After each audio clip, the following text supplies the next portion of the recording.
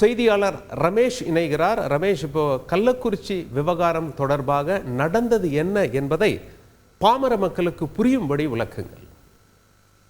வணக்கம். தமிழகத்தில் பெரும் பரபரப்பை ஏற்படுத்தியிருக்கக்கூடிய இந்த கள்ளக்குறிச்சி விவகாரம் தொடர்பாக தமிழக அரசு ஒரு விளக்கம் ஒன்றை வெளியிட்டிருக்கிறது. அந்த விளக்கமாக வெளியிட்டிருக்கக்கூடிய அறிக்கையில பல்வேறு விஷயங்கள் குறிப்பிடப்பட்டிருக்கிறது. குறிப்பாக இன்றைய தினம் கள்ளக்குறிச்சி மாவட்டம் கருணாபுரம் காலனியை சேர்ந்த 26 நபர்கள் வாந்தி, வயிற்றுவலி மற்றும் வயிற்றெரிச்சல் போன்ற உபாதைகள் இருப்பதாக தெரிவித்து கள்ளக்குறிச்சி மருத்துவக் கல்லூரியில அனுமதிக்கப்பட்டிருப்பதாக அந்த அரசுக்கு தகவல் வந்திருப்பதாக அந்த அரசு சார்பில் வெளியிட்டிருக்கக்கூடிய அறிக்கையில தெரிவிக்கப்பட்டிருக்கிறது.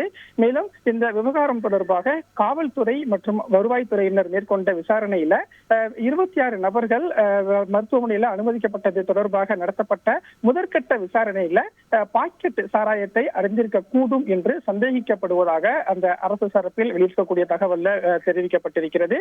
மேலும் இந்த விவகாரம் தொடர்பாக ஏற்கனவே 26 வயதான கணேஷ் என்பவர் நேற்று அதிகாலை 3 மணி அளவில் வயிற்றுவலி காரணமாக கள்ளக்குறிச்சி மருத்துவக் கல்லூரி மருத்துவமனையில அனுமதிக்கப்பட்டு சிகிச்சை பலனின்றி உயிரிழந்திருப்பதாகவும், அதே போல 40 வயது மதிக்கத்தக்க சுரேஷ் என்பவரும், அதே போல 59 வயது மதிக்கத்தக்க சேகர் என்பவரும் சிகிச்சை பலனின்றி இறந்துவிட்டதாகவும், அவர்களுடைய உடல்கள் இப்போது உடற்கூறாய்வுக்கு அனுப்பப்பட்டிருப்பதாகவும் தெரிவிக்கப்பட்டிருக்கிறது. மேலும் இந்த நபர்களுடைய இறப்பிற்கான காரணம் என்ன என்பது உடற்கூறாய்வுக்கு பின்னரே தெரிய வரும் என்றும் அரசு தரப்புல ஒரு விளக்கம் என்பது கொடுக்கப்பட்டிருக்கிறது. மேலும் அரசு சார்பில் பல்வேறு விளக்கங்கள் கொடுக்கப்பட்டிருக்கிறது. மேலும் எடுக்கப்பட்டுள்ள நடவடிக்கைகள் என்ன என்பதையும் தெளிவாக கொடுக்கப்பட்டிருக்கிறது. அதாவது இந்த கள்ளக்குறிச்சி விவகாரம் தொடர்பாக விழுப்புரம் மருத்துவக் கல்லூரியில் இருந்து 4 சிறப்பு மருத்துவர்களை கொண்ட மருத்துவர்கள் கள்ளக்குறிச்சி மருத்துவமனைக்கு அனுப்பப்பட்டிருப்பதாகவும் அரசு தரப்புல விளக்கம் கொடுக்கப்பட்டிருக்கிறது.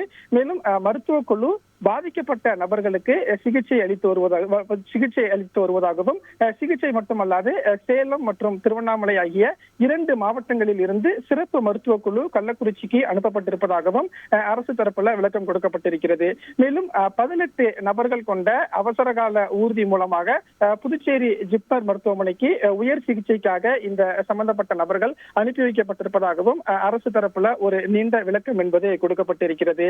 மேலும் இந்த விஷயத்தை, அதாவது கள்ளக்குறிச்சி சம்பவத்தை முதலமைச்சர் மு.க.ஸ்டாலின் தொடர்ந்து உன்னிப்பாக கவனித்து வருவதாகவும், முதல்வருக்கு இந்த விவகாரம் தொடர்பாக உடனுக்குடன் தகவல் தெரிவிக்கப்பட்டு வருவதாகவும் அரசு தரப்புல ஒரு தகவல் வெளியிடப்பட்டிருக்கிறது.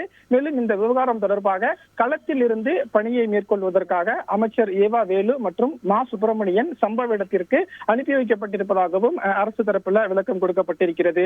அதே போல கள்ளக்குறிச்சி மாவட்ட ஆட்சியர் ஸ்ரவன்குமார் ஜடாவத் உடனடியாக பணியிடம் மாற்றம் செய்யப்படுவதாகவும், இப்போது கள்ளக்குறிச்சி மாவட்டத்திற்கு புதிய ஆட்சியராக MS பிரசாத் நியமிக்கப்பட்டிருப்பதாகவும் அரசு தரப்புல விளக்கம் கொடுக்கப்பட்டிருக்கிறது. அதே போல கள்ளக்குறிச்சி மாவட்ட காவல் கண்காணிப்பாளராக, அதாவது மாவட்ட எஸ்பியாக இருந்த சமைசிங் மீனா தற்காலிகமாக பணி நீக்கம் செய்யப்பட்டிருப்பதாகவும், இப்போது புதிய மாவட்ட எஸ்பியாக ரஜத் சதுர்வேதி நியமிக்கப்பட்டிருப்பதாகவும் அரசு தரப்புல அந்த அறிக்கையில தெரிவிக்கப்பட்டிருப்பதை பார்க்க முடிகிறது. இந்த 2 பேருடைய மாற்றம் என்பது மட்டும் இல்லாம மதுவிலக்கு அமலாக்க பிரிவை சேர்ந்த காவல் துணை கண்காணிப்பாளர் தமிழ்செல்வன், அதே போல கள்ளக்குறிச்சி மதுவிலக்கு அமலாக்க பிரிவு காவல் நிலைய ஆய்வாளர் கவிதா, திருக்கோவிலூர் மதுவிலக்கு அமலாக்க பிரிவு காவல் நிலைய ஆய்வாளர் என்று இந்த மதுவிலக்கு சம்பந்தப்பட்ட காவல்துறை அதிகாரிகள் மீதும் நடவடிக்கை எடுக்கப்பட்டிருப்பதை பார்க்க முடிகிறது. மேலும் முதலமைச்சர் இந்த விவகாரத்தையும் இந்த கள்ளக்குறிச்சி வழக்கு விஷயத்தையும் சிபிசிஐடி வசம் ஒப்படைப்பதற்கு உத்தரவிட்டிருப்பதாகவும், எனவே இந்த கள்ளக்குறிச்சி விவகாரம் தொடர்பாக சிபிசிஐடி போலீசார் அடுத்து தங்களுடைய விசாரணையை தொடங்குவார்கள் என்றும் தெரிவிக்கப்பட்டிருக்கிறது. இப்படியாக மாவட்ட ஆட்சியர், மாவட்ட எஸ்பி மாற்றப்பட்டிருக்கக்கூடிய சூழல்ல இந்த வழக்கும் சிபிசிஐடி வசம் விசாரிக்கப்பட்டிருக்கிறது என்பது அரசு தரப்பில் கொடுக்கக்கூடிய ஒரு விளக்கமாக இருக்கிறது. சாராயத்தை விற்றவர்கள் யார் ரமேஷ்? அவங்க மேல என்ன நடவடிக்கை எடுக்கப்பட்டிருக்கு? இந்த சாராயம் விற்றவர்கள்ல ஏற்கனவே ஒருவர் கைது செய்யப்பட்டிருப்பதாக நமக்கு தகவல் என்பது ஏற்கனவே தெரிவிக்கப்பட்டிருந்தது. அரசு தரப்புல வெளியிட்டிருக்கக்கூடிய அந்த அறிக்கையிலையும் அந்த விஷயத்தை அவங்க உறுதிப்படுத்தியிருக்கிறாங்க. மேலும் இந்த வழக்கின் விசாரணை என்பது சிபிசிஐடி வசம் ஒப்படைக்கப்பட்டிருப்பதால் அடுத்தடுத்து சிபிசிஐடி அவர்கள் போலீஸ் விசாரணையை தொடங்க இருக்கிறார்கள். அரசு தரப்புல விற்றிருக்கக்கூடிய ஒரு தகவல்ல முக்கியமான ஒரு விஷயம் என்னவென்றால், இந்த பாக்கெட் சாராயம் விற்ற கோவிந்தராஜ் என்கிற கண்ணுக்குட்டி 49 வயது மதிக்கத்தக்க நபர் காவல்துறையினரால் கைது செய்யப்பட்டிருப்பதாகவும் அரசு தரப்புல தெரிவிக்கப்பட்டிருக்கிறது.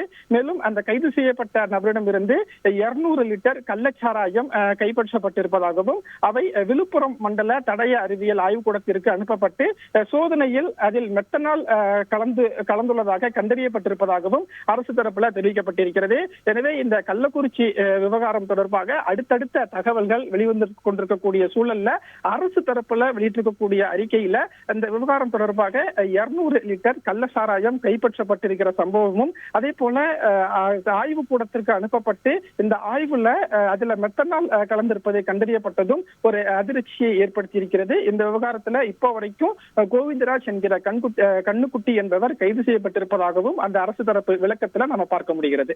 உங்களுடைய தகவல்களுக்கு நன்றி ரமேஷ். காவல்துறை மற்றும் வருவாய்த்துறையினர் விசாரித்து வருகிறார்கள். இனி இந்த வழக்கை சிபிசிஐடி விசாரிக்கும் என தமிழக அரசு சொல்லியிருப்பது குறிப்பிடத்தக்கது. செய்திகளை உடனுக்குடன் தெரிந்து கொள்ள உடனே சப்ஸ்கிரைப் பண்ணுங்க.